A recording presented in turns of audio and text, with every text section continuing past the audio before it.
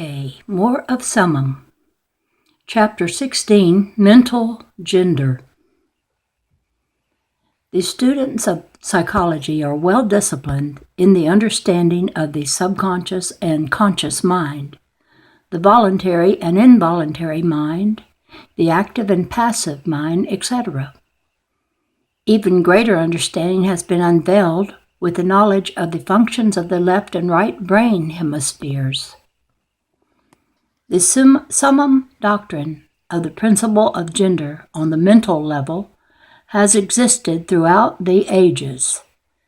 The ancient philosophies took cognizance of the phenomena of the dual mind and accounted for it with the theory of mental gender.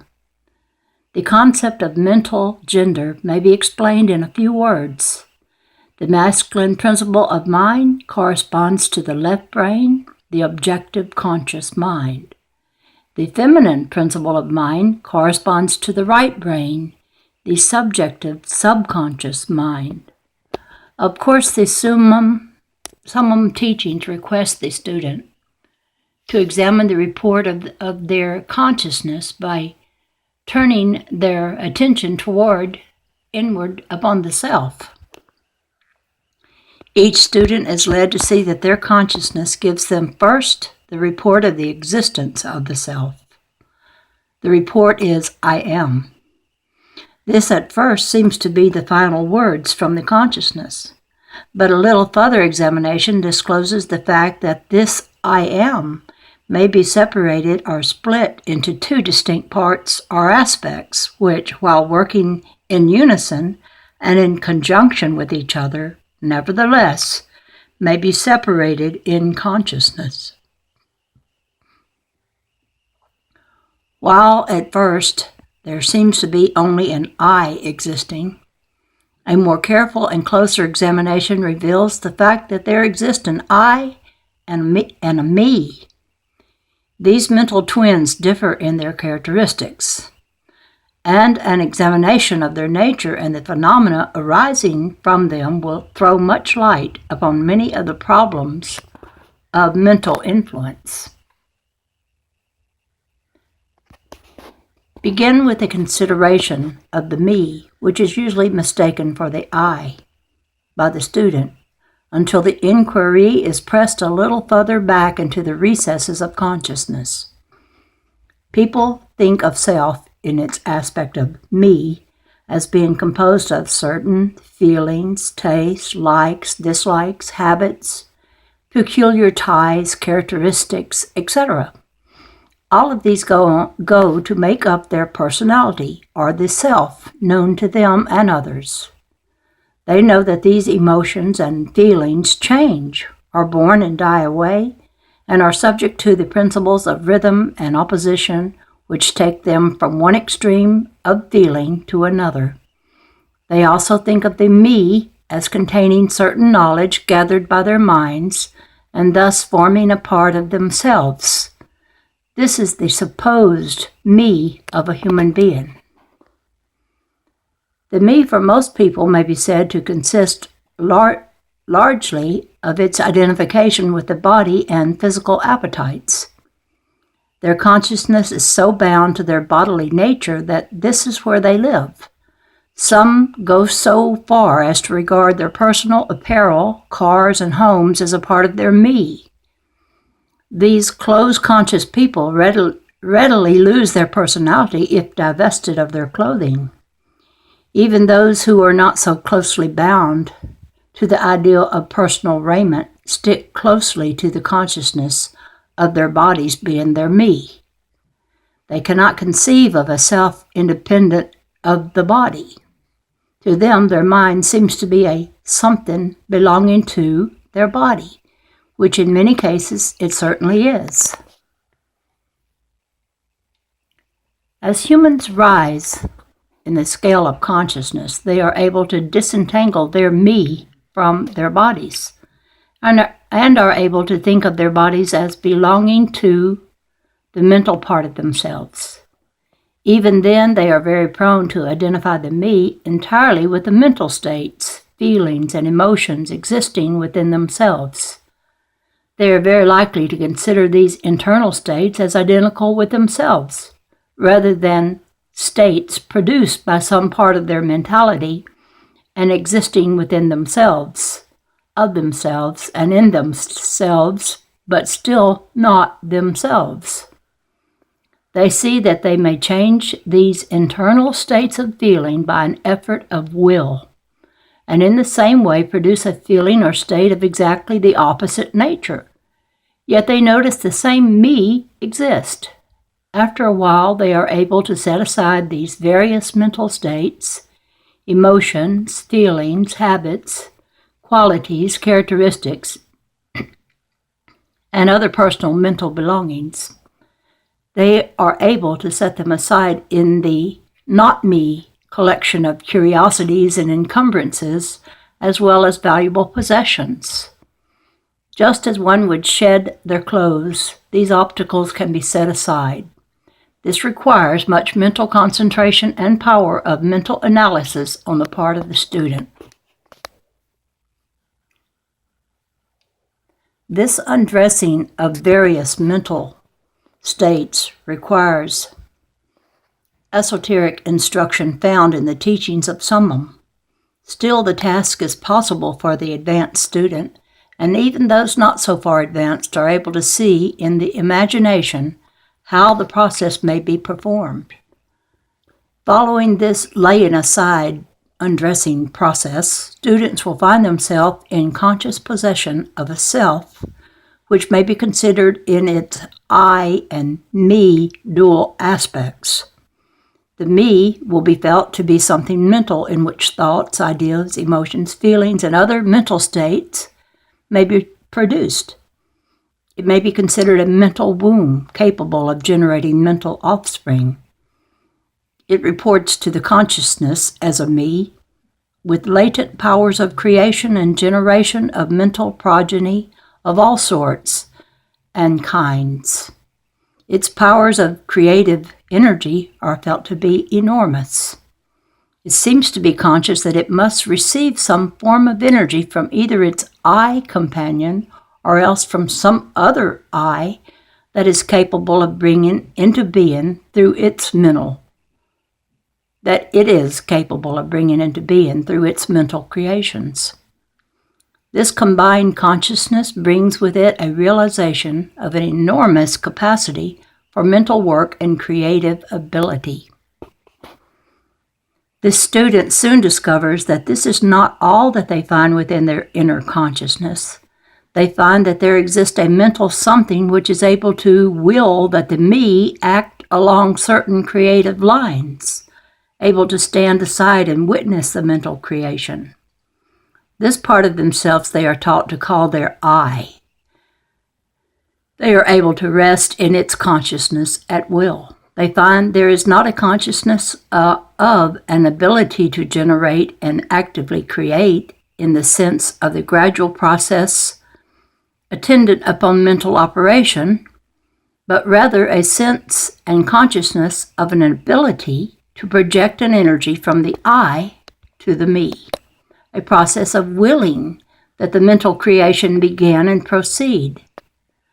They also find that the I is able to stand aside and witness the operations of the me's mental creation and generation. There is this dual aspect in the mind of every human being. The I represents the masculine principle of mental gender. The me represents the feminine principle. The I represents the aspect of being the me, the aspect of becoming. You will notice that the principle of correspondence operates on this personal level just as it does upon the grand levels of universal creation. The two are similar in kind, although vastly different in degree. As above, so below, as below, so above. These aspects of mind, the masculine and feminine principle, the I and the me, considered in connection with well-known mental and psychic phenomena, turn the master key to those dimly known regions of mental operation and manifestation. The principle of mental gender establishes the groundwork for the whole field of the phenomena of mental influence.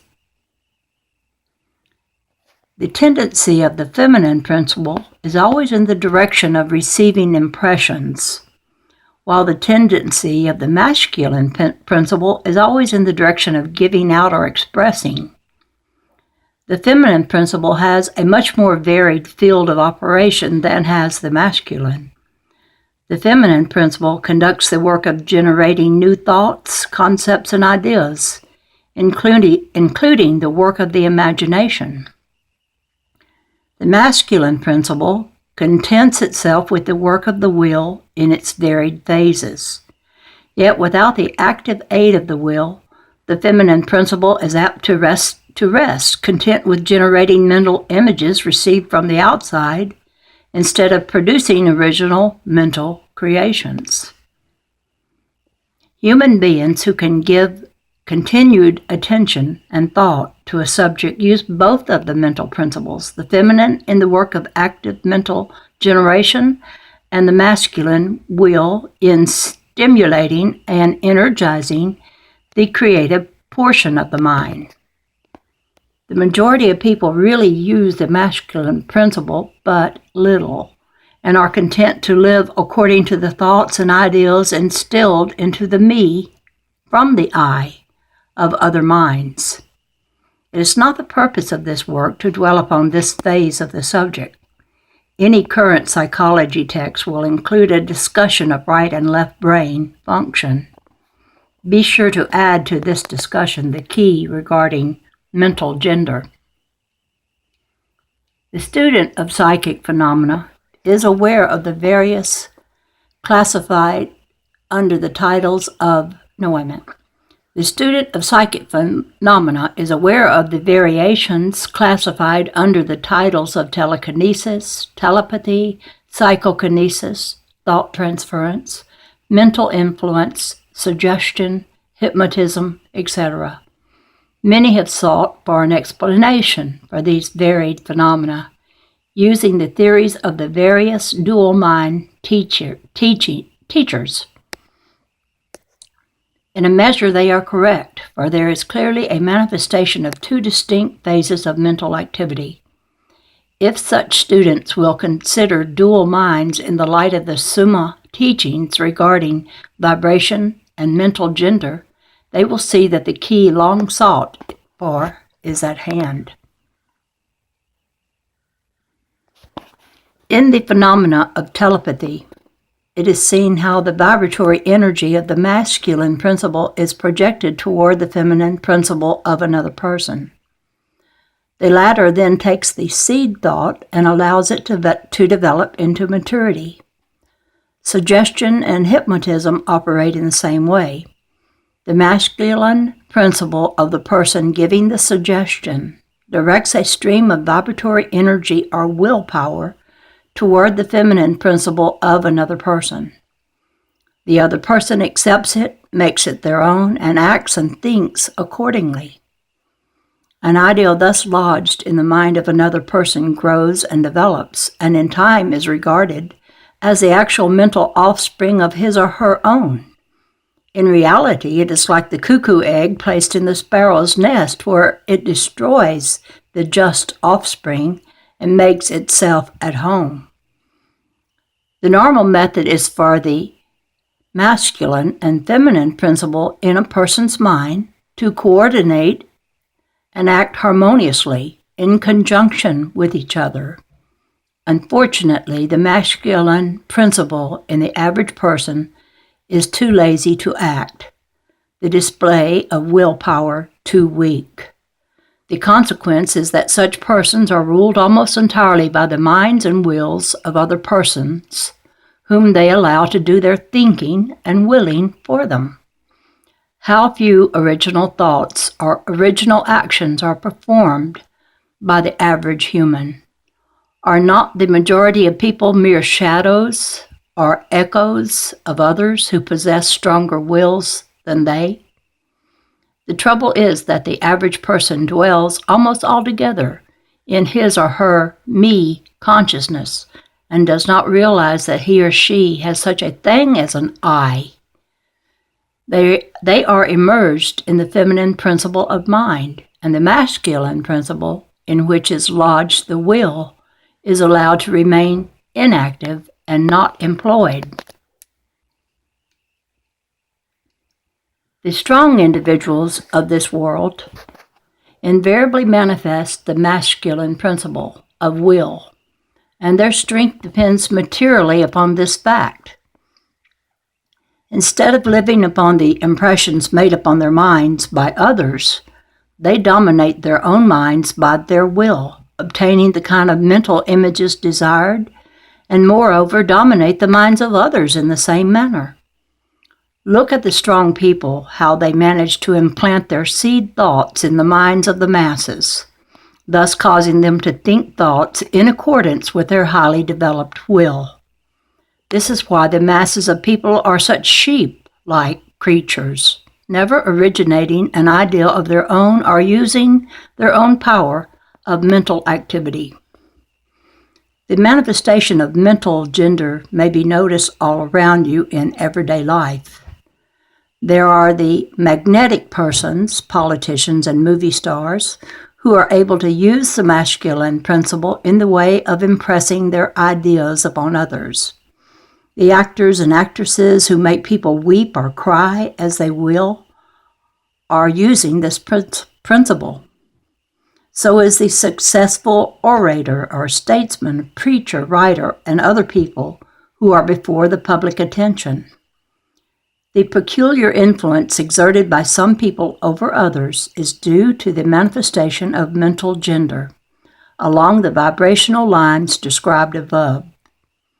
In this principle lies the secret of personal magnetism, personal influence, fascination, and attraction, as well as the phenomena grouped under the general classification of hypnotism.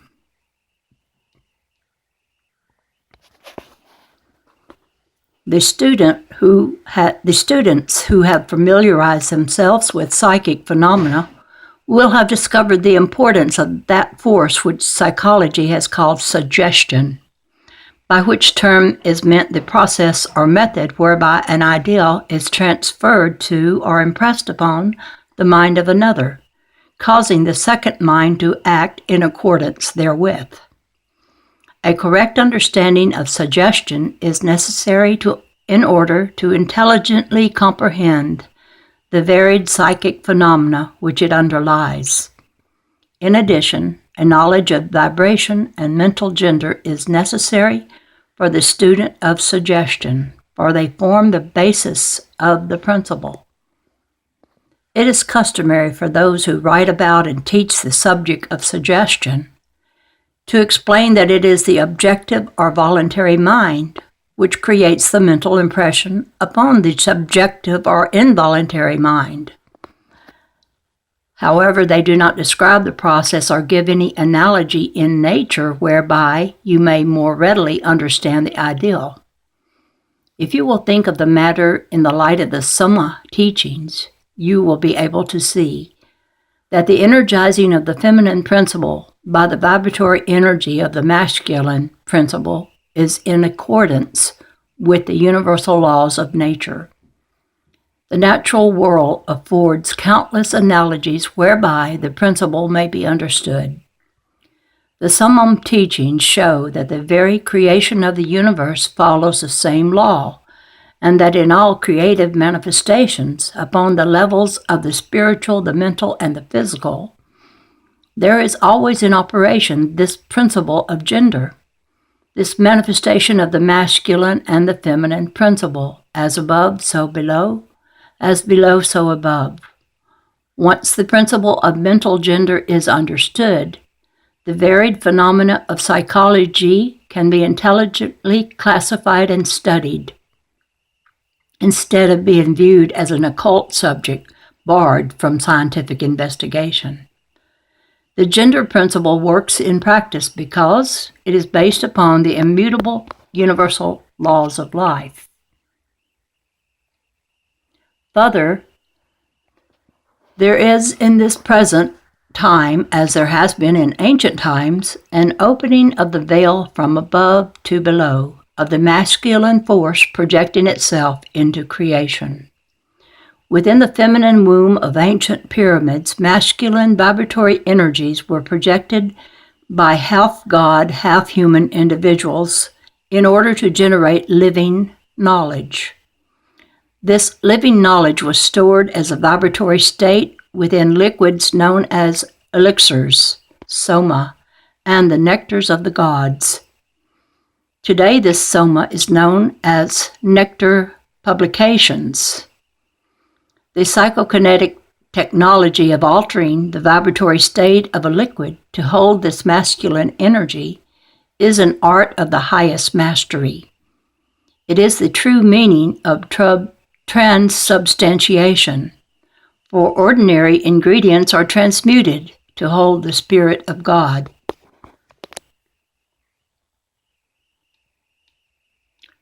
Throughout the ages, the word spirits referred to liquids containing ethanol.